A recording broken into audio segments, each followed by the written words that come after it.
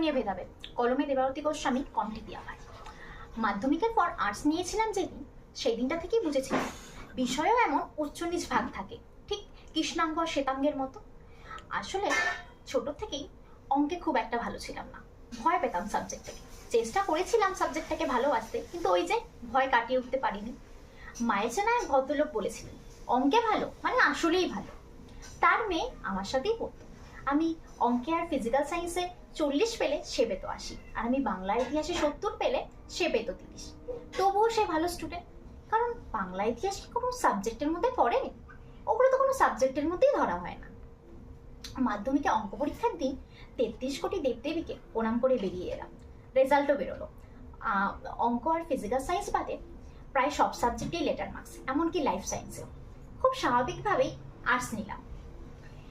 কিছু মানুষ তো আকাশ থেকে পড়লো, আর্টস কে নেয়? ছি, এখনকার দিনে আর্টস তার মানে একটুও পড়াশোনায় মানে। লোককে বলতে লজ্জা লাগবে না? না, লজ্জা লাগবে।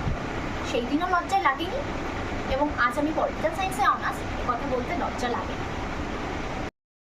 অনার্স নেওয়ার সময় সে আরেক কাণ্ড। পলিটিক্যাল সায়েন্সে অনার্স কে নেয় রে? ইংলিশে নে, নয়তো পারতপক্ষে ভূগোল। আমাদের সমাজে বরাবরই অভিজাত সাবজেক্ট বলতে বোঝানো হয়েছে বিজ্ঞান বিষয়কে। আর্টস হলে ভূগোল আর ইংরেজি। যদিও ভূগোলকে বিএসসির মধ্যেই ফেলা হয়, বাকি বিষয়গুলো তো নিচের তলার, খারাপ স্টুডেন্টরা পড়ে। এইগুলো তো না পড়েই পাশ করা যায়। আচ্ছা বলছি দাদা, মনসা মঙ্গল, চণ্ডী মঙ্গল সম্পর্কে কোনো আইডিয়া আছে?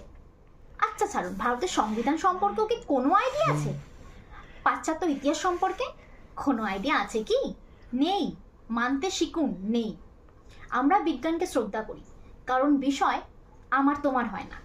রোজ সব বিষয় নিয়েই আমাদের চলতে হয় নিজের অজান্তে। অবহেলা কেন আর্টস নিয়ে? WBCS ক্র্যাক করা খুব সহজ হতো ইতিহাসটা জল হলে। পাতার পর পাতা লিখে যাওয়া খুব সহজ হতো বাংলাটা সহজ হলে।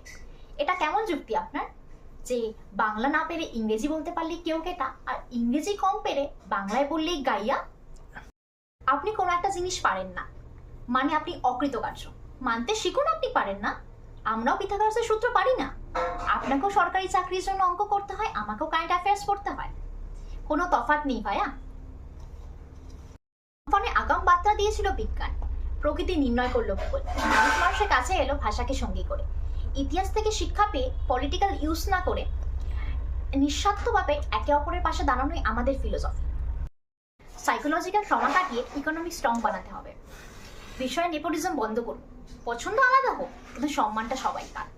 পাতার পর পাতা লিখে হাতটা অসার লাগে যাবে।